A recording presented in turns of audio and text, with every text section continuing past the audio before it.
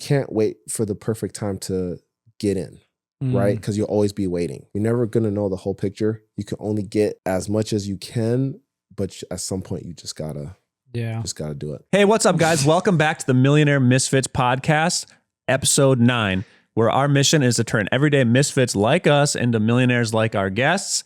Their experience will help us achieve financial freedom, retire early, travel the world, and have complete control over our time. We have Cooper Wahlo in the studio today. He is awesome. This guy has started businesses. This guy has invested in real estate. He even played football at NDSU, so you know he's a beast. He's a buddy of mine, gave us a ton of actionable tips, a lot of great advice on success, failure, and life. This guy is elite. Dan, tell him a little bit more. Yeah, Cooper's awesome. He's one of the chillest guys you'll ever meet, but he never stops moving. He's always on the go, always working on something, working towards something. So if you guys are just starting out and you want to learn what it takes to get into this stuff, he talks a lot about mindset.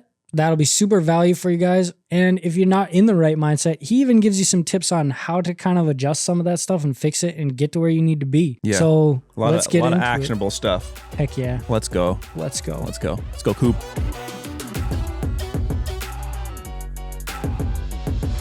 All right, welcome back to the Millionaire Misfits podcast. We are joined in studio with Cooper Wahlo. Cooper is a guy I know indirectly, a lot of mutual friends, but family man, collegiate athlete, general stud, also a real estate agent, and also a business owner. Really glad that you could come on and have a little sit down chat with us. And we're excited to kind of see where this goes and how we can provide some value to our listeners. So yeah, thanks for coming, man. Yeah, thanks for having me. I appreciate it. Should probably start with a little bit about yourself. Just kind of give us like where you're at now and then kind of how you got where you're at. Yeah. So right now, just strictly doing real estate. Right now, I have a side gig that I do as well. But for the most part, I do real estate, that takes up a lot of my time right now. I would say the journey, I graduated in 2014, spring of 2014, got married in 2015, did a lot of management jobs in between there. I managed a team of 280 people down to about 80 people. So always been in some type of management type role right out of college, so I did real estate. I started in real estate in 2022. Yeah, 2022. At that time, I had just opened up a restaurant as well called Mahana Fresh. So yeah, I kind of did quite a bit there, from 2020 to about 2023. I think I lost a few jobs. Wife was pregnant with our third at the time when I lost my first job ever, which was crazy. In the process of building, constructing, opening up a restaurant, and then getting my real estate license. I mean, there was a short window there where it was nonstop. But you get through it, and I don't know how much we want to get into Mahana Fresh opening and having to close that down, and then strictly now just doing real estate. Like I said, I do other jobs to supplement my income and stuff. But in a nutshell, that's awesome. Yeah. So you did Mahana Fresh first before the... Correct. How did you decide, after college, I want to open a restaurant? How did that happen?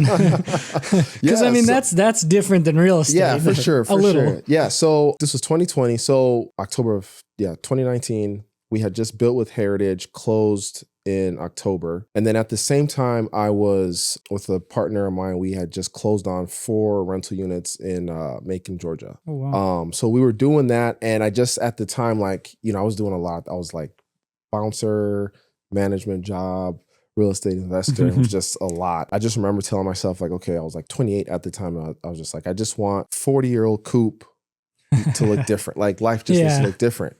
Yeah.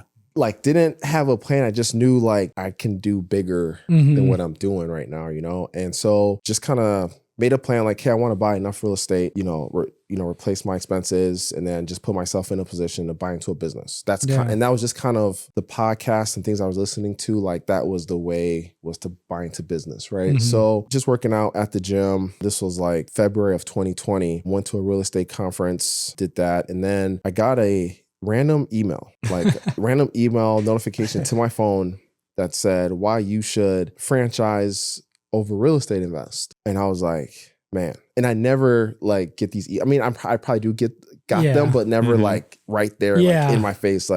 Feel like this is a sign. Universe is definitely telling me something. So listen to it. That's where I heard about Mahana Fresh. And, I did some research on them, looked them up, and they were just a fast casual, build your own bowl, 100% gluten-free restaurant.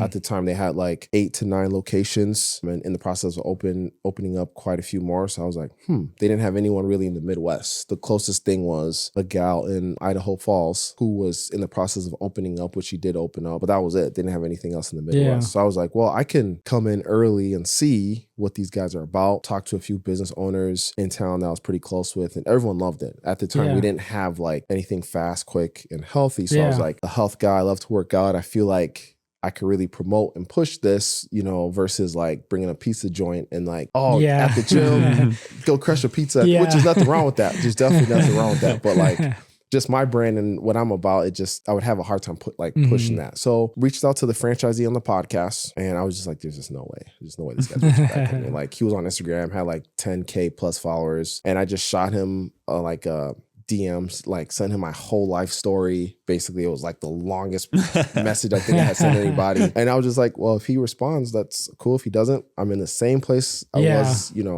before. So maybe like an hour goes by, response. Oh, wow. And he's like, hey, he read my whole story. He's like, hey, love the grind, love what you're doing. Would love to get on a phone call with you and talk about Mahana Fresh, or just talk about what you're want to do. And so got on the call with him. This was like March 5th of 2020, before the world came to an end, essentially. We talked about it. He kind of explained to me what I needed to do. And like the crazy thing is like he wasn't even trying to sell me on Mahana Fresh, which to me is like just so crazy, because he almost was like wanting to know if I wanted to do something else that he could help that. Wow. And I was like, well, I called you specifically for Mahana Fresh. Like, I'm not really looking at anything else. So yeah. And we talked, he kind of gave me the blueprint, like, just to be able to get to franchise day or developer day or whatever. And I was looking back on this March 12th of 2020, and we opened up the Fargo location March 5th of 2022. Oh, dang. So it was like 2 years almost to the date from that phone call. Wow. So, that's crazy. So basically the lesson is send your life story to people on Instagram. Big lesson is just take your shot, man. Shoot your shot. You just never know what might happen or who might reach back out to you. Like, what does it hurt, really? Yeah, what does it hurt? Yeah. Just try. Yeah, I always say that too. Like, especially when it's not in business, but like when me and Nicole are looking for a parking spot in like Costco or something, I'm like, I like to take up like the swing up front, just to try to get that first parking spot. Just try. Like, what does it hurt? But like, you can relate it to business too. Yeah. But I like what you said though about like, if I don't hear back, then I'm just where I'm at already. Yeah. Like there's, like why not? Yeah. So that's cool. Yeah. So were you doing real estate stuff while that was also in development, or when did the real estate stuff kind of come into play then? So we opened March 5th of 2022. And I mean, it was busy. Like the first couple months, we like crushed it out of the gate, and it was just getting super busy. I started to notice some things, fast forward August of 2022, I lose my job for the second time. And so I'm just like trying to figure out what I want to do. Like at this time, obviously still doing the restaurant, and I'm just like, man, I need to really focus on like what I want to do next. Like, what's the next move? So August of 2021, that was when I sat down and just wanted to like figure out what I wanted to do. And I looked up a job hunter this time, like just kind of interviewed me, like wanted to just know what I was about. So we sat down, we talked, and he just said like, Coop, I think you are a really good people person. Like, you just have a really great personality. Have you ever thought of sales? And I was like, yeah, I've thought about it, and this is like where I got 3 kids at home, I don't know if I could do commission. Like, that's just, but he was like, well, just at least look at it, So I went through a couple different interviews. So like printer job came up, interviewed, didn't get that. Then I got a car salesman, got accepted for that. But I was like, man, I don't know if I could do these hours, bro. Like, I really don't. So I was like, I turned that down. And then I was just thinking again. And then like meantime, right? My dad is a realtor. My business partners are realtors. So when buying the franchise fee for Mahana, we sold those rentals that I said we bought. It was a quick turnover, but we sold them to put a down payment on the franchise fee for Mahana, right? So like all this has happened, and you would think, and I was really like still looking at I was doing investing and stuff like that. You would think like realtor would be the first thing that would come to my mind. No, but it was like the third thing, and I was like, oh, why not just become a realtor? Yeah. Like, so I reached out to a couple people, and they were just like, oh, they would crush it. And I'm like, so you guys knew I was going through this and didn't even recommend, so I joined Berkshire. Obviously you got to take the test, you got to do the studying, stuff like that. So I did all the studying like while we were in construction. I paused on the studying because as Mahana was coming up, it just got really crazy. So I kind of put a pause on it. Well, then once we got going with Mahana, this was like the summer of 2022 now, I was like, okay, I gotta really double down and get my certification here to start doing this. So yeah, took my tests. Well, failed the first 2 times. The first time passed the state, second time didn't pass the national, and then my third time passed the national. And it was like so scary. Like I thought I graduated college. Why do I gotta take these tests now? Yeah. And I'm so like, I gotta go. I just can't sit down for 3 hours. Yeah. I just can't. And so, but like, it's like, Cooper, you don't do this. Like you're not gonna get this, So I remember I took my test, like it was during the week. The first 2 I took during the week. Well, Mahana was running. So like I had to trust, the crew I had to run it, but like, it's still in the back of my head. So I was like, you know what? On this third time, I'm going to take it on a weekend when I know we're like busy, but like for the most part, they don't need me there. And then, ended up passing it on my third try. And that was like on Halloween. That's right. Nice. On Halloween of 2022. So yeah, so I've been doing real estate since 2022, Halloween of 2022. And, it's been interesting. I don't know what the market was like before then. I know when COVID had was done, not done. I know like my business partners at the time when they do real estate in the cities in Minneapolis, I think that whole 2021 year was like crazy. Like gangbusters. Like it was crazy. I mean, like from what I heard, people down there at least were waiving inspection, cash offers, $20,000, $30,000 over asking. Like it was, if you made any type of adjustment to the negotiations, you didn't get it. Really? Yeah. And so like I heard about it, but I didn't. Yeah. I wasn't in that market. So like now this is kind of quote unquote a slow market, but I don't know any different. Like I just, reaching out to my sphere, talking to some people, and like, for the most part, I've done a handful of deals every single year I've been in real estate, and this year I'm looking to have a better year than the last couple of years. But just keep going, keep learning. Do you have any more like real estate investments right now, or you sold those ones? I sold them, and like, right now I'm just focused on just getting like my house back in order. Running a restaurant was like, it was crazy. Like I give a lot of those. I see the restaurant industry a lot differently now. Have a lot more respect for those guys. A lot more respect for those guys because it's a grind. But like right now I'm just trying to just get back to like some normalcy for the next year or two. And then, I have a few ideas I want to do when I get back into a good cash position, and then and I'll make another move. But because you mentioned you had rental properties. Yeah. Yep. Okay. Yep. But you sold them. But I sold them. Yep. Okay. Yep. So when Mahana came up, knowing myself, I was like, yeah, Coop can do it all. And I'm like, nope,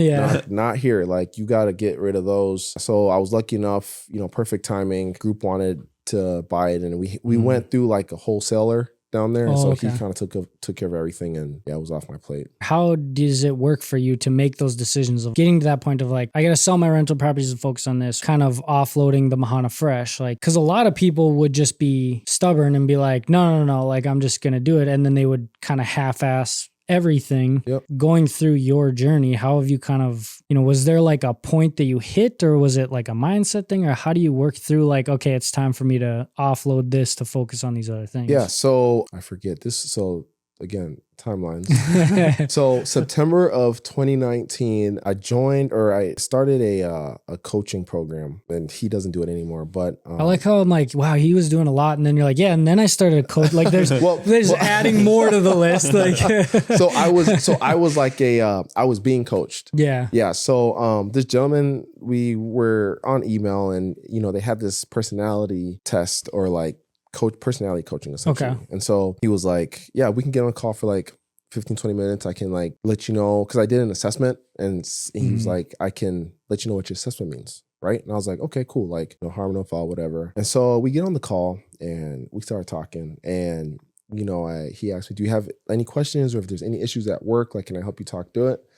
So, funny enough, there was like an issue that happened that week at work. Again, when you're running like 280 people, there's always something going to come up, right? So I explained to him what happened. There was an issue. Literally, he broke it down for me in such a simple way. Like I literally paused for like 30 seconds and like, wow, that makes total sense why I'm like that.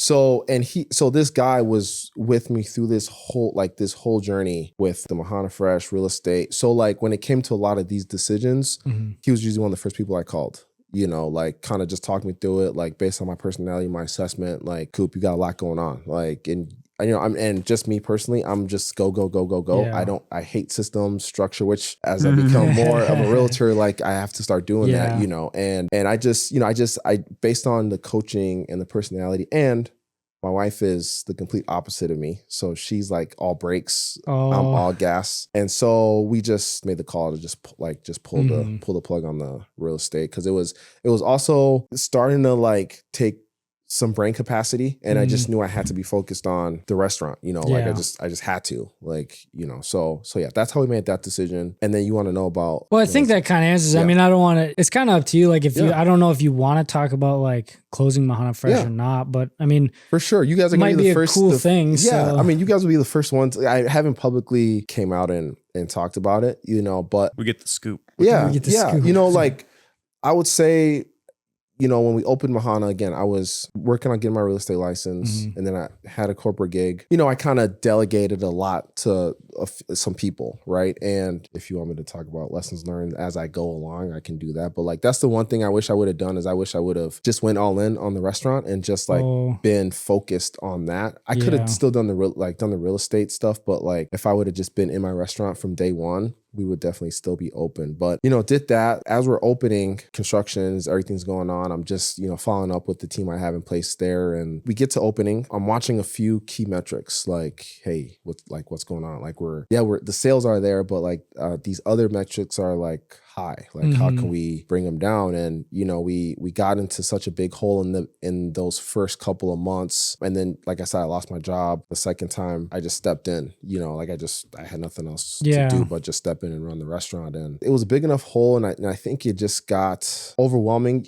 I wouldn't say it was overwhelming for me. I think I didn't have enough of the right conversations around me. You know, who was around me, everyone was just, you know, treading water, trying to figure it out. And I think had I had more productive conversations in the beginning, I definitely think that could have gotten me out of the hole we were in. And so I think I pushed that thing as far as I could for about a good year and a half. I was marketing, I was running the restaurant, doing scheduling. It was like a full-time job plus some. And then I had a couple of real estate deals in there as well. And, you know, I had to turn over the staff one time, and then but yeah, it was, you know, like who I was talking to someone yesterday and they're saying like some of the best lessons are the toughest lessons. And I mean, there's a lot of things, you know, a handful of things that like I know if I would have done differently, we would still have that store. You know? So, but you know, you live and learn. I mean, even you know, before I left my job and came to kind of work for Eric, that was the biggest thing my wife was saying, was she's like, just make sure that when you leave, like you're not going to leave being like, oh, I wish I could have done this or would have done this. And, you know, just try to do everything you can. And sometimes it doesn't work out, and that's fine, but you know, do what you can and try not to regret stuff. So, I mean, sometimes that's just how it happens. Yeah, exactly. But cool. Sure. So you guys kind of, so it closed then? Yeah, we closed. We tried to sell it. We had a buyer. He, you know, got cold feet, which is understandable. Like, you know, not even, just got cold feet. And so, we closed it was the Sunday before Thanksgiving of last year of 2024. Okay. Yeah. And so it was a tough decision. I mean, it was, you know, but I imagine. You get to a point, you know, you put your blood, sweat, and tears in something for like 4+ years, and basically came down to Coop, you just got to pick a date. You know, and I gave myself like 2 weeks when I knew I just had to pick a day, and I kind of beginning of November knew like, it's probably gonna be the last month. And you know, I read a few books. I read one book in particular, or audio books. I do a lot of audio books, but called Necessary Endings. And so I think I read that or listened to that quite a few times just to, you know, just do my own grieving and then just come to terms with that, because I knew like the fallout was going to be pretty rough. Like I just knew it was going to be pretty rough. And so I just knew I had to be the rock for everyone around me and just kind of go through my grieving for those 2 weeks. And then we just put the date out there. Yeah. So you had talked about, when you're kind of making some of the decisions on when to shut things off, doing like a personality test, and you had like a coach through that stuff. I mean, how has that helped to this day, like doing the personality test or things like that. Cause we actually had somebody else talk about kind of like the personality test and like really know yourself kind of thing. Cause that wasn't like, last week you did that. Yeah. That was a while ago. Are you still? I follow him on social media. So like, if I have any questions, I usually shoot him a text like, hey, can we chat for a little bit? And so he doesn't, I think he still does it, but like really informally. But if there's any coaching you should do, it's a personality coach, like personality coaching, because like after I understood myself, you start then to like understand other people around you. So like, I took it's called the DISC assessment. Oh yeah. So like, obviously everyone's got all the letters, or all the personalities, but you prefer one or two the most versus the other two, right? How it's helped me, it's like when I was hiring people, I just knew who would fit where, right, in the restaurant. And so who the team I had in place at the time didn't know that. So we were just hiring random people that like, which I don't mean that in any disrespectful way. No. Like that's a Cooper decision. Right. So, but the personality testing, I mean, when you're able to understand yourself and your triggers, like it makes conversations and situations not as big of a deal because you're seeing it from almost a third person. So like, I'll be honest, like I still get worked up. So like, I'm not saying that, but like, I can now talk myself through like, why did I get worked up? What happened? How can I at least like get over this quicker the next time it happens? Right. So yeah. Cool. Yeah. There's tons of like lessons learned. Yeah. I think about like, it kind of reminds me of a house flip that didn't go super well for me.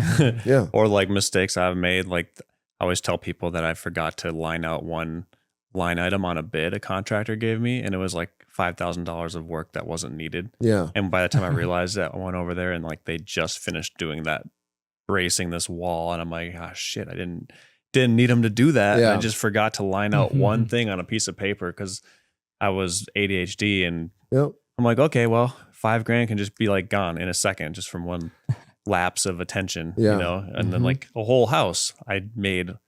Basically, I broke even, but I mean, with how long it took to sell and everything, and basically like lost a ton of time. Yeah, which is kind of like more important than money. Like you lose a ton of time, and like, oh, that whole thing took 9 months. I didn't make any money, and I worked on it a ton. I'm like, ooh.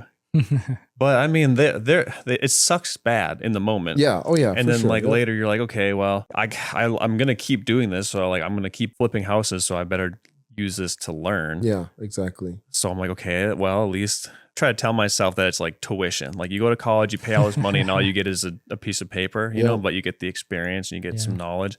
I'm like, well, it's just my own version of like real estate flipping college. Like I just I paid to get some knowledge, and I'm not going to beat myself up over it. Everybody makes mistakes. Exactly.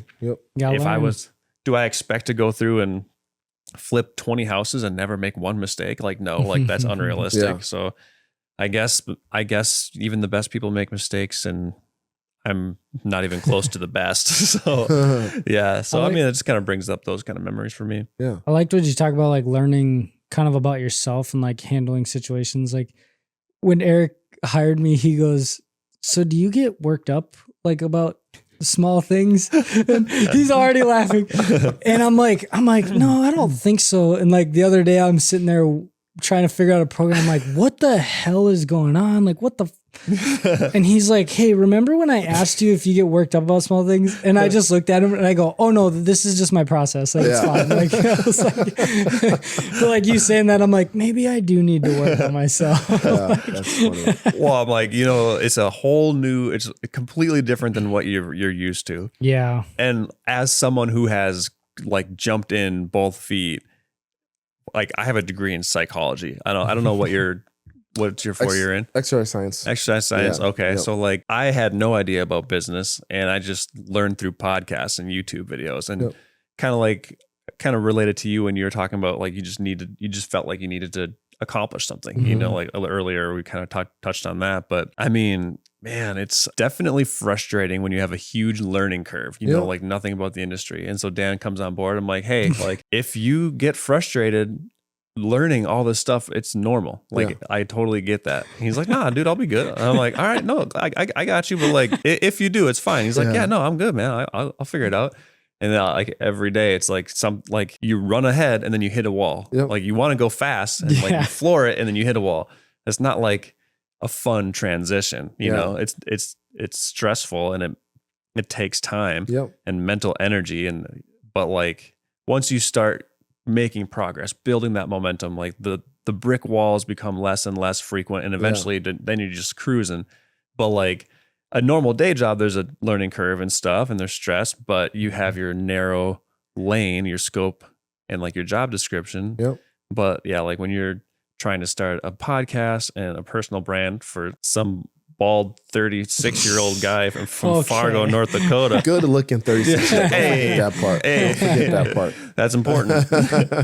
But it's tough. The learning curves suck, and like that's just part of it. But when we talked about it too, like I'm excited about all this because I'm learning something new. Yeah. Like I came from an industry, I'd worked in the same industry for over a decade and got to a point where I was managing a whole facility and like, you know, kind of assisting, like running the company to some degree. Not, you know, there's a lot more to it that I was involved in, but kind of came from like, like I know a lot more than the average person, even in the industry, to like, now I don't know anything, like trying to learn it. And like, it is that thing where I'm like, you know, I could tell Eric like, no, I'm not really like mad about it, but that's my reaction is like, God dang it. Like I was so frustrated. Like he can hear me talking to myself in the room. And, I just go over there and just close the door. Just like eye contact, making eye contact. But I like that whole, cause I've heard people talk about it before, and I've even done, you know, like you do personality tests. But it's always kind of one of those things where it's like you get your results and you're like, oh, I don't know what high D. like, high D, high. And that's like, oh, cool. And then 2 weeks later, it's like you forget about it, or you don't apply it to your daily life. And classic high D. What? It's like started coming up more and more, and I'm like, I feel like I should do these again and like post it like smack dab on my wall in my office or something and start, because I do think there's something to it. But you have to pay attention, you know. Well, and what was like really good when this guy when he was doing it, so he had like a weekly call on Sundays with other personalities, so other people that was in who he was coaching. Okay. So every week he would have, you know, you would just hear from the different personalities. That's cool. That's and so cool. Like you would just hear like what were their wins, what were they frustrated, and like as you're listening, I'm like, man, that sounds like my wife. That sounds like her. Or you hear someone that like is exactly like you, like, okay, I see how he dealt with that. Cool, you know. And it like that, I mean, like you said, like you can take the test and you just get it and that's it. But like where this program did a great job is like the application every week. Like how do you apply it? How does it apply in others to real time? How can you see it? And he even did one for my wife and myself, which was like pretty cool because like literally we are the complete opposites. Literally. And he, you know, we were joking about it, and he just did this small little like exercise with us. He's like, well, Cooper, like, why don't you take your piece of paper and like put it on top of hers? And then there was like a little light to make it transparent. Like you guys got the whole board covered. And I was like, yep, I see that. And he's like, Cooper, I'm sure you know what this means. Like your strengths complements her weaknesses. Her strengths complements my weaknesses. I was like, you know, his name was Rodney. He was like, I never would have even thought to do that. Like that makes perfect sense, you know? And even to this day, like we have little issues at the house, you know, like I'll tell her, I was like, my wife is a big systems and structure. Like that's her. She's a high C, loves to support high S. So like anytime she gets frustrated with something, I just know usually it's around a system or structure either got missed or there's not one in place. She'll like have a lot of stuff on her head and I'll say, you just need to write it down. Let's write it down and let's put something in place. And like within like a couple hours, it's done. Like it's not an issue. That's right. Cool. And that's why, like you said, like understanding yourself, like understanding how to do that stuff is like, so it's, I don't know, it's crazy. And it started to get like really nuanced because like for me, for example, like, again, I say I hate systems and structure, but like I'm such a fast guy. And kind of what you were saying, Eric, is like us fast movers, we're going to hit walls. Right. And we're gonna have to slow down to figure it out. And like where it got crazy is I started to realize like, well, if we took that time to be more structured in the front end of the project, because we're gonna have to be slow somewhere, why don't we try to get it as much as we can in the front end and then just go?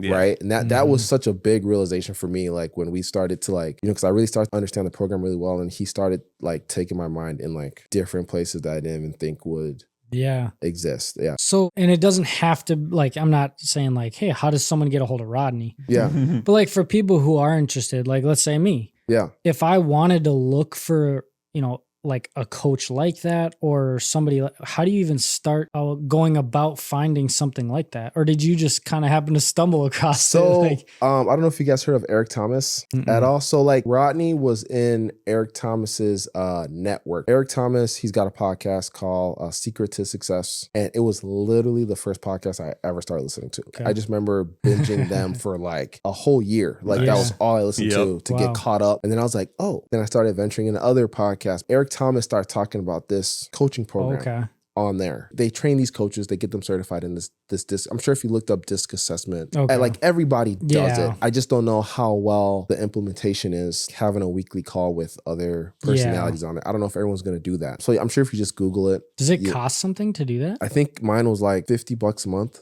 Okay. Or something. That's not bad I can't. At all. I mean, obviously they have different different programs. You want to do like 2 calls. I just did the 1 call a week, so cool. Still, that's pretty good. So yeah. I mean, knowing yourself is so huge. It's big. And then like if you don't know how your mind works and how you make decisions and what your triggers are and stuff, how are you going to interact with anyone productively? How are you going to run a business? How are you going to like lead a company? Exactly.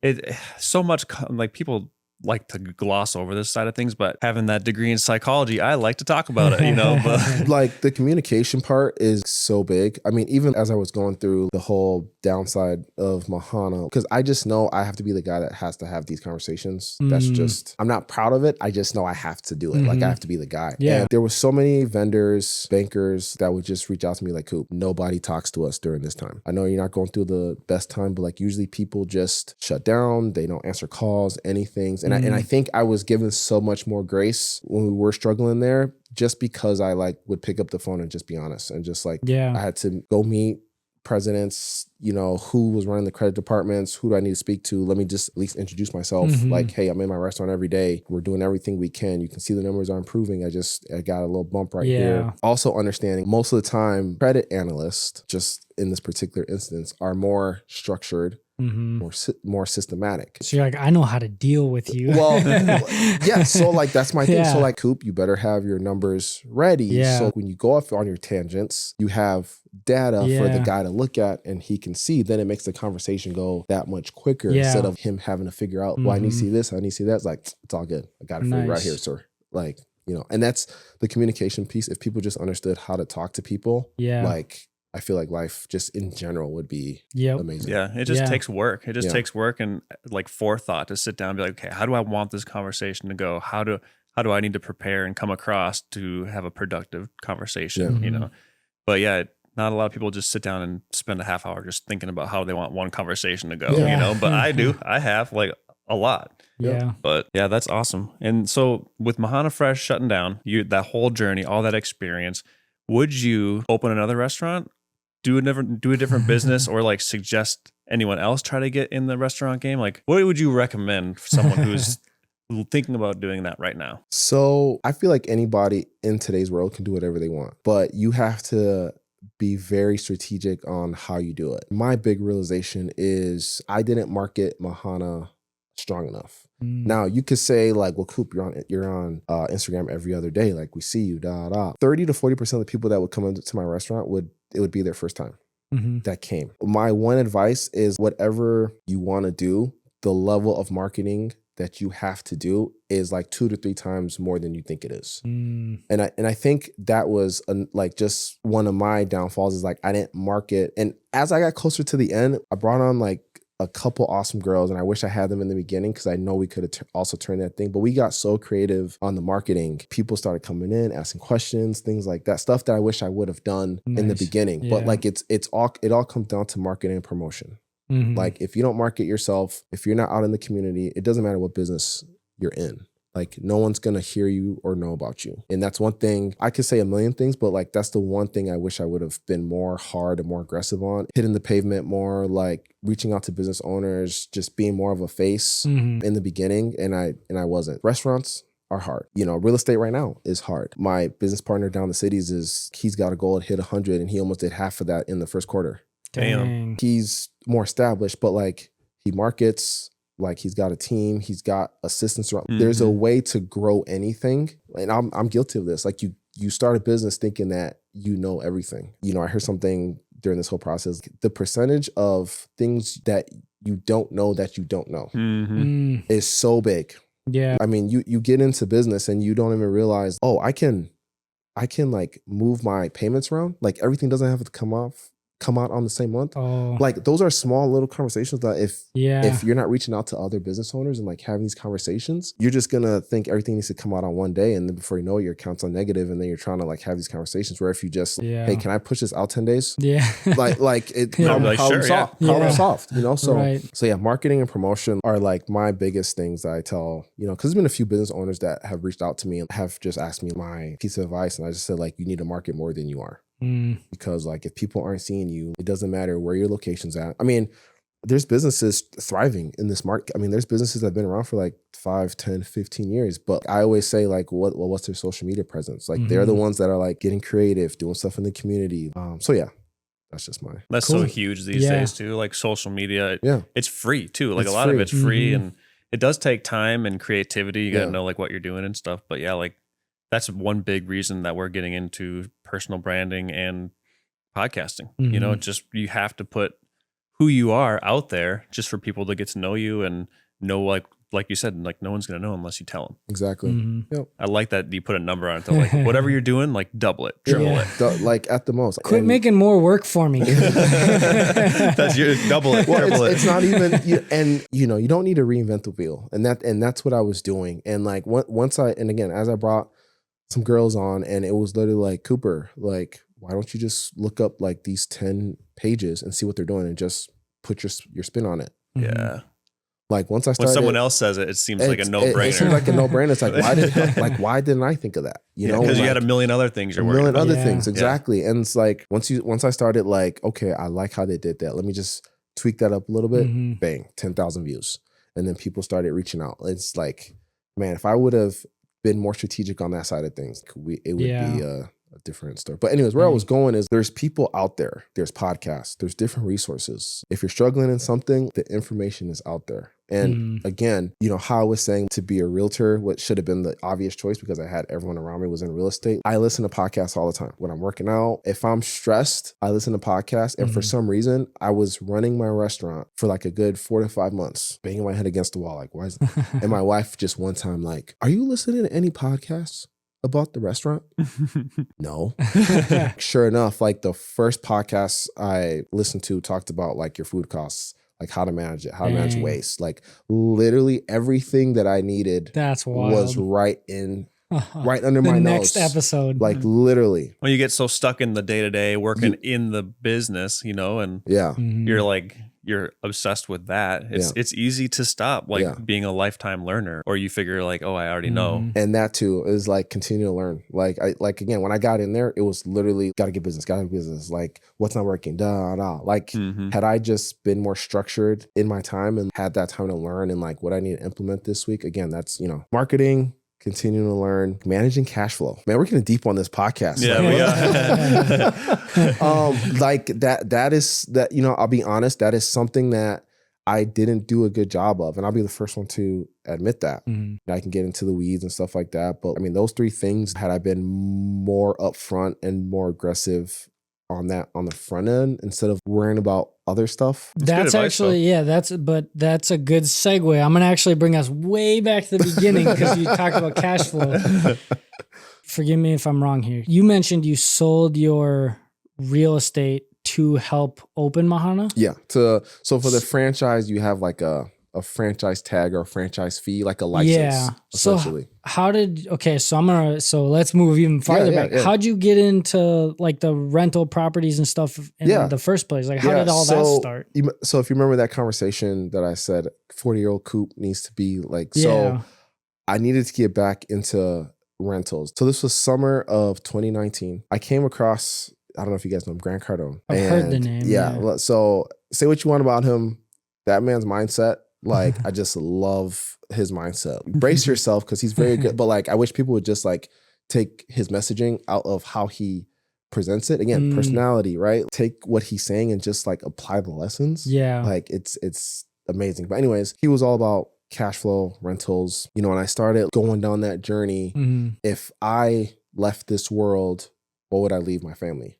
So that's how this whole thing started with what I need to do next. So did you have like money saved up that allowed you to buy the rentals? Yeah. Or? So I had all... money saved, and then I had another partner. Okay. Another partner came in. Gotcha. As well. So when we were building our house, we stayed with my in-laws. Okay. And so we saved up some funds from there too. Nice. And then we used that to put down. Yep. In the summer of 2019, I took a course called Fortune Builders. Okay. And that was all real estate investing, how to do flips. Like, they had a whole program, everything. Well, I became really good friends with the guy that ran the course big time. What he does now is crazy. I've had him on my podcast. So I just talked to him and I signed up. Yeah, I didn't go all the way, but I signed up enough to get to the next course. Well, this guy, as he was going through the course, he talked about the ROI on his rentals in Macon, Georgia were just crazy. Like, it was crazy. Like, literally the down payment was crazy. Rent is great there. And what you pay for the houses is not much. Right. So I was like, okay, I'm going to hold that thought, talk to him after this course is done. Yeah. So, course is done, talk to him. Before you know it, he gave me the flipper guy's name, or not flipper, the wholesaler guy name that he does his stuff through, reached out to him, and like, he found some properties that were in great shape, ready to go. Cool. And you didn't own those too long, you said, right? Not too long. Because my other thing is, you need to stay with something long enough time. I think you were talking about like doing something a long enough time and understanding where the traps and stuff. I was just all over the place too, but we closed on those properties in Macon, Georgia a week after we closed on our personal residence in October. So this was October 19th of 2019. And then the week after, so this would have been about a few days after, October 25th of 2019, then we closed on those houses in Macon, Georgia, or those rentals. Okay. And then we sold them in August the following year, because that's when we were confident enough to go all in with Mahana. Nice. That's so cool. I love like moving resources around. Like, you sell one, save up, sell, buy, sell, and then like it funds your next endeavor and stuff. It can be really cool, but yeah, you have to be really careful at the same time, especially when you switch industries too. I am lucky enough to only have ADHD within real estate. Like, I haven't reached out much except for like podcasting and personal branding. Like, that's my only like kind of step into a different business. And then I partnered up with my buddy Sean, who's a contractor. Okay, so like I'm a half owner of the construction company. So we're doing basement remodels, like garage builds, stuff like that. Yeah. And we just hired a foreman. So we're kind of like launching that this summer, like full on. Awesome. Yeah, but I don't have to be the guy for that. He's the guy, Exactly. And then I brought him in on the real estate side. So like, I'm finding deals. He's doing like the construction stuff, but it's a good mix of like equity and cash flow. For sure. Yep. And we each have our competencies. Well, I don't know anything about finishing a basement or building a garage, but I'm spearheading all the real estate wholesaling and flipping and stuff. For sure. That's awesome. So yeah, like that's my little foray into other things. But I'm doing it. I brought Dan on to help me with this. I'm like, I'll let him become the expert and I'll just pay him to do it. And like, it won't take much of my time. Yeah. And then I'll let Sean run that stuff because I don't want to do a bad job. So I'm trying not to spread myself thin because I've heard people talk about the same thing you said. Like, if you have too many irons in the fire, it's hard to focus on be great at one. And I just want to be great at the real estate investing side. Yeah. Like value add, off market, fixer upper type properties. Like that's kind of my jam right now. And then we'll turn them into Airbnbs. For sure. So I want to have that sweet little niche and then actually become really good at it and then start folding in a little bit more and more. So Coop, did you mention that you have like kind of a side thing right now in addition to real estate? Yeah, so I take that back. So are we allowed to know about it? No, so how many scoops we get in here? Right now I work full-time at Circle K gas station. Oh, okay. In Horace, the one that just opened. So the owner there, a former Bison player, played basketball. So like, as Mahana was on the path, I was okay, I need to like focus on the next move. I need to at least have something so when I do cut this cord off from Mahana, we're on the street. So I do that. The Bison network's hooking you up. It's dude, like that is a serious thing. That's awesome. That is a serious thing. So, but these are conversations that I had with people. So like if when I was reaching out, it wasn't like the first time I've, so, but yeah, so I'm doing that right now. Great team there. When I said, I wish I would have reached out to other people and just been more intentional about that. What I see them running, because he owns 3 of these gas stations and then he does some other stuff. Their operation is crazy. It makes what I did like not even a thing, right? So like surround yourself with people that are like doing badass A players, like dialed in. Surround yourself with people that are doing a lot more than you, and that lets you know like what your potential can be. Like, because I've talked to a few people, that have reached out to me to like if I need a job or something when they knew Mahana was going down, and then they started telling me about what they had going on. I was like, wait, you moved how many millions into this building, and you guys didn't know if you were gonna? I was like, okay. But, you know, and it was just really refreshing because when you feel like you're alone because you choose not to talk to people, and then you start talking to people and you just realize, oh, there's other people going through it on like 6 to 10 times a bigger scale than you are, you know. So, but yeah, I work there. I'm there pretty regularly, you know, and they give me time to make sure I do my real estate stuff too. So like, which is pretty cool, you know. And we have plans, kind of what you were saying, Eric. I love what you said because Grant Cardone talks about this. He always says you want to focus on the main thing, and the job is to like really get good at that main thing, so that when you do want to expand, you want to expand kind of in the same industry or like close enough thing. So like flipper, real estate, construction to help with the real estate. So it's all in the same wheelhouse, you know. So we have plans there because they want to promote me to do some other stuff there. I don't want to say too much, but we have some plans for me to do real estate and do that at the same time. Cool. So sweet. So we like to ask every guest, what's your misfit moment? So like, when did you feel in over your head, overwhelmed? When did you feel like you belonged?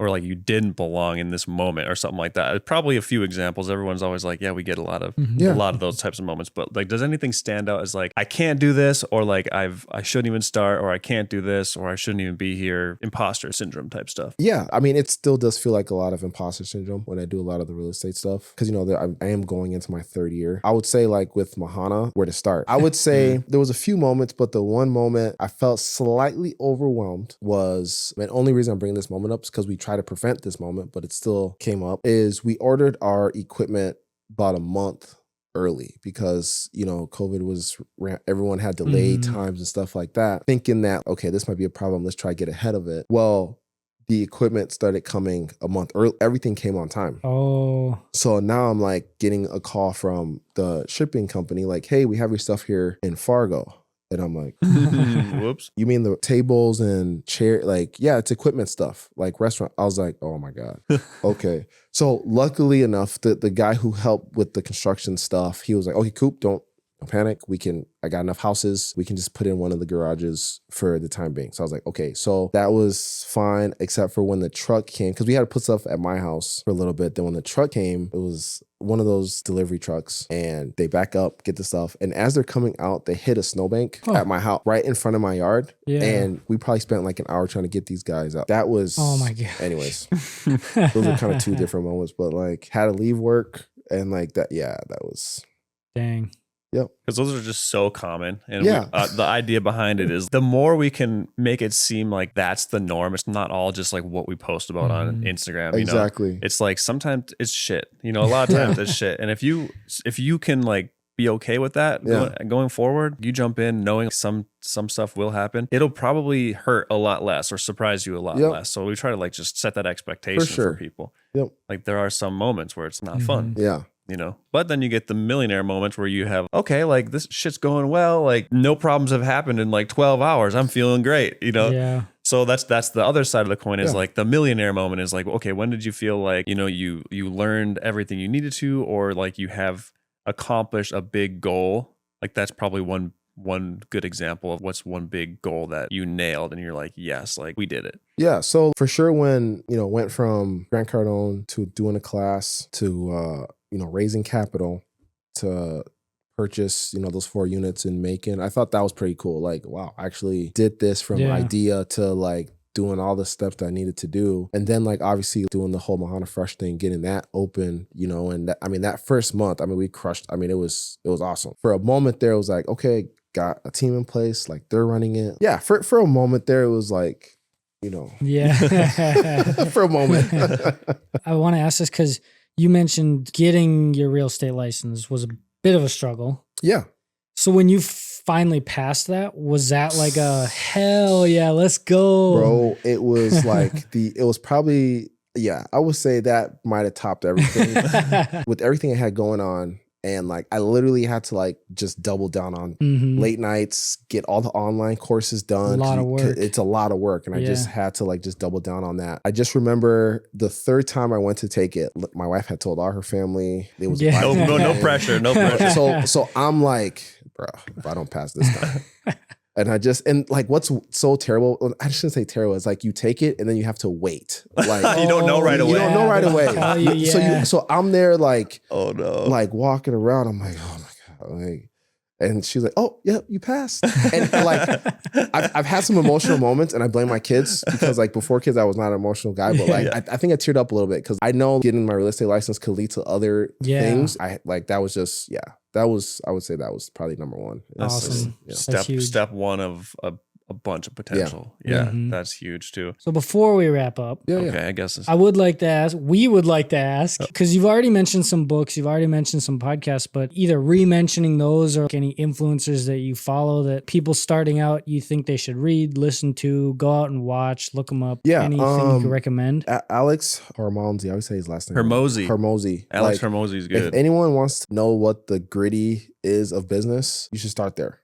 Because he gives it to you, no BS. It's going to suck in the beginning, and you have to understand how to manage your time. Understand you got to go through pain. Like, you got to outlast pain, essentially. Yeah. He's so good at, like, you got to do more in the beginning. He's very good, very tactical. I like him. And Cody Sanchez, I just recently started on her stuff because she talks about starting boring businesses, but you don't need a lot of cash up front. But she just launched the book. It's a great, if you want to get into something, I wouldn't say easy, but it's not going to give you like a lot of headaches. She's got a playlist there that is awesome for anyone. I wish I would have came across her stuff in the beginning. But boring businesses. Yeah, I remember her talking about those. Yeah, but like I would say read a little, do a little, read a little, do a little. She gives a nice timeline. She's like, for the first 3 months, you want to learn. And then the next 9 months, you want to go out, start finding deals, start looking at things. And then like after that, start putting in offers on some stuff. So you got to be educated, but you got to do the thing. Exactly. Got to take action. Yeah. Yep. It's always that weird balancing act. Like you study for a year and then never do anything. You read one book and just go balls out, like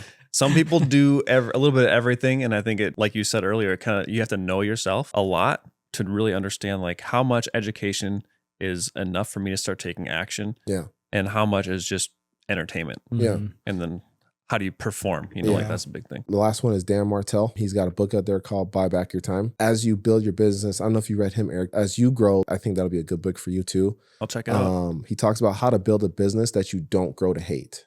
And he talks about a hiring sequence, which a lot of guys now in this new business era is talking about how to hire. You hire a VA first, essentially, executive assistant first, right? And then he goes through the list. But he's great. He talks about like, I follow him on Twitter, and he tweeted something that you can't wait for the perfect time to get in. Right? Because you'll always be waiting. You're never going to know the whole picture. You can only get as much as you can, but at some point you just gotta do it. Jump in. You did mention a couple of podcasts earlier. What were those? Yeah. So Eric Thomas, Secret to Success. I love them. They're so into new stuff now. You kind of have to go back and like listen to the episodes to get caught up. Dan Martell has a podcast. Cody Sanchez, Alex Hormozi does. And love him or hate him, Grant Cardone. Like I always find myself like listening to some. And like I know I talked about marketing and stuff, but Gary Vee as well. Yeah. He's really... I got his stuff on repeat right now. Yeah. Like Gary Vee, in the beginning of starting a business, you underestimate how much marketing you have to do. It's so underestimated. And like as AI starts to come and like all this stuff, those who know AI will be the ones to get ahead with it. That's a whole nother topic. But Gary Vee is another person like I think people should follow because like at the end of the day, like if you don't market your business, no one's gonna come there. So cool. That's awesome. We love those guys. Except I don't know Dan Martell yet, but I'm gonna look into it. I'm gonna look into it. You will love him. Yeah, he's great. Buy back your time. I'm gonna hit that up.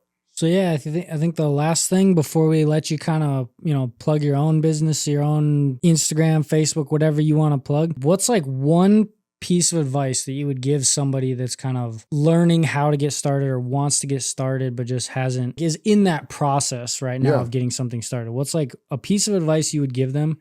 Something they could go out and do in the next couple months that would get them one step closer. I would say, and it might not answer your question directly, but I think if you get very clear on what it is you want, right? Because I think that, again, I'll be honest, that was for me. It's like, do I want this to be a big business? Do I not want to be a business? If you can get very clear, like in the next like 5 years, what you want your life to be like, just sit down, go for a walk, like just kind of think of like the potential. In 5 years, I want to be doing X. I want to live here. I want to do this. Believe that picture and then just work backwards. That will help you kind of present itself on what you need to do next. Cool. I heard the other day, like the concepts are few, the methods are many, right? So like, I like that. you know, everybody wants to be happy. Everybody wants to live a certain way, right? Like the concepts are, there's only so many concepts, right? But how you get to there is, there's so many ways to do it, right? So like start, you know, once you get your goals in place, like your vision, like what you want your life to be like, then start looking into some of the podcasts and the books that we mentioned here. You know, that's what start with the North Star. What do you want your life to be like? I like that. That's awesome. Yeah, that's such good advice. Yeah. Paint that. Have you heard Vivid Vision? Yeah. That book? Brandon Turner, right? He recommends it a lot. I I can't remember who the author, Cameron something, Cameron Harold. Yeah, I think that sounds about right. It's in there somewhere. I don't know. But that's a great book, easy read. And like what do you want your life to look like 3 years from now and like work your way backwards? God, I love that. It's so good. Yeah. Anyone can go do what we just said. But like if you get to the 5-year picture and you're making all this money, but you don't have no time to spend with your family, you're going to hate that. Yeah. Like, work backwards. God, Brandon Turner, I was just digging through some of his stuff the other day and he had a video where he said, the only people that will remember that you worked 60 hours a week is your family. Or I think he said your kids, but like, and I was just like, oh my gosh, like that one hit me. I was like, oh man. And that like, when Mahana closed, because I don't know if you guys, I have 4 kids. Yep. And I just remember, so our last was born last year, July. So like a couple months before we ended up closing. And like, I remember when we closed and it was around Thanksgiving and I remember like just kind of holding him. Yeah. Right. And like he was going on 3 months and like, I was just like, dude, I felt like it was the first time I was holding him. And, you know, and you find the silver linings, but you know, just work backwards from that vision. Cause had I realized like I really wasn't present for him when he was born, all that stuff, like it doesn't hit you till like after you've done it. Right. So it's just remembering to be present in those moments. But yeah, that's kind of it's hard to balance those two, right? Like you're doing this for your family. You want to be financially successful. You want to like build this little empire so that you can have all this free time to spend with your family and provide for your loved ones. People don't talk enough about you have to like be married to your business for a while and then be gone from that. Like, it's not just like, oh, it just magically happens and you're rich and have all this time. It's like you do have what? Like some people are better at it and more effective, you know, but like it does take hundreds, thousands of hours building your business. And it's not like you're getting quality time with your wife while you're out there like making offers on fixer uppers. Exactly. It's not this, there's no overlap in Eric's life. I brought Nicole to like 2 fixer uppers and she's like, what's that smell? Or like, I got a picture of her like making that face. And I think that was the last one she ever walked through. Like, there's zero interest. So there's not like, it's not like a husband and wife team. It's you go do that. I'll be doing my thing and you better be making some money or whatever. Yeah. But yeah, I think it is important to find that balance with like, you know, you want to build this thing, like you said, you want to build this thing, but you have to be there for your family too. And and it's going to be a struggle. But it's a struggle. And like Brandon Turner was talking about this too. And he said that like, there's no such thing as balance. Like perfect balance. Perfect balance. He said you're always balancing, right? So like 1 week you might have to be one way. Then the other week, okay, you know, so like it's such a, like you said, there's no perfect path. Like just be getting clear on that vision. And just building backwards from always have a pulse on your family life too. Like I've been gone a few days. How are we doing? You know, like, and you said you're the kind of guy that has to have those conversations and always following up and stuff, which is good. But you know, like if you're a business guy, you could sink months into something and be gone a bunch and look up and where's everybody at? You know, it's easy to get lost in the grind. And if it should just be a means to an end. I want to get X amount of rentals so I can have 10,000 a month passive income and then never have to work again. But like when I get there, will I actually will I actually stop or like will I just be compelled to keep building Yeah. and then just like always move the goalposts and stuff. So like that's one big thing for me is like stop at some point, Yeah. you know. That's the thing is, man, that's such a good point. I always think that too, like when you hit your goals or like when you get there, you're going to be in a different, it's going to be a different mindset. You can try and prepare for it, but like, you're going to be a different Cooper. It's going to be a different Cooper. Like, I don't know what he's going to want to do. Like I can get there, but he might be, But yeah, starting with some sort of vision though, like is always good. Like, good callback too. I like that. All right, well, we're getting too much good information here. Yeah. We can only handle so much good advice. So last thing then, where can people find you if they want to just follow your journey or if they, I don't know if you want people reaching out to you, but if somebody wants to reach out to you, where can people find you? Yeah, so for the most part, I'm on all major platforms, just at Chisel Dad Bod. That was just say that again. Just slower for the people. At Chiseled Dad Bod. Okay. Yeah. So, but yeah, if anyone wants to reach out to me, like it's funny because I found like business owners reaching out and me just giving my advice. That just felt so awesome, and I do feel like is a need for these conversations like to be had. Huge. And for someone to like have, I don't know, I'm thinking about starting a group, I don't know, but having a group where like, hey, if you are struggling, hey, you have a network here where we come, we meet, we give ideas to each other, we follow up, and then, we just see. But like, I'm an open book, if you want to get into nitty gritty, I got no problem with it. But yeah, I'm on all platforms for the most part, either Cooper Wahlo on LinkedIn. They wouldn't give me the at Chisel Dad Bod on LinkedIn, but everywhere else at Chisel Dad Bod. Did you put that on your LinkedIn as your like professional Chisel Dad Bod? Oh, that's funny. Cool. Yeah, that's awesome, man. Yeah, and if anyone's looking to buy or sell a house in the Fargo-Moorhead area too, looking to build that business up. So you did mention you have 1 or 2 podcasts. Yeah, so I have one. It's called Coop Unleashed, and Eric's gonna be on there in the next couple of days. Yes, I didn't want to be on there. So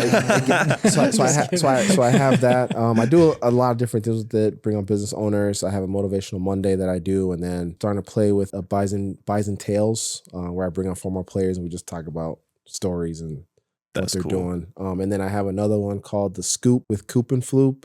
And basically, if you want to hear me go on conspiracy theory rants, that's where you'll find it. Can I real quick can you say that 3 times fast?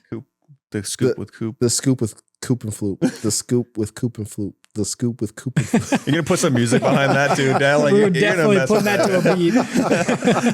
That's how we're gonna start the episode. Like, put a beat with that. Yeah, can I get that in a higher pitch now so I can? No, just kidding. We got auto-tune. We got auto-tune. That's awesome. Cool. Dude, yeah, man. We really appreciate you coming out. I think we got a ton of good nuggets. Yeah, for sure. Yeah. I appreciate you guys having me. Yeah. Yeah. I mean, there's so much value for people who are going through it right now. Yeah. Like entrepreneurs who are just in the middle of it, or people that just have no idea what to expect, but now have a way better idea. Yeah. That's huge. For sure. Heck yeah, thanks for coming on. This was awesome. I mean, tons of good it. advice. It was cool just walking through the journey and everything. And it was, awesome to meet you for the first time myself. No, you're good. No thanks for coming on. Yeah, appreciate it. Thanks. Yeah, and thanks everyone for listening. We'll see you guys on the next episode of Millionaire Misfits. See you next time. See you next time. Thanks, everyone.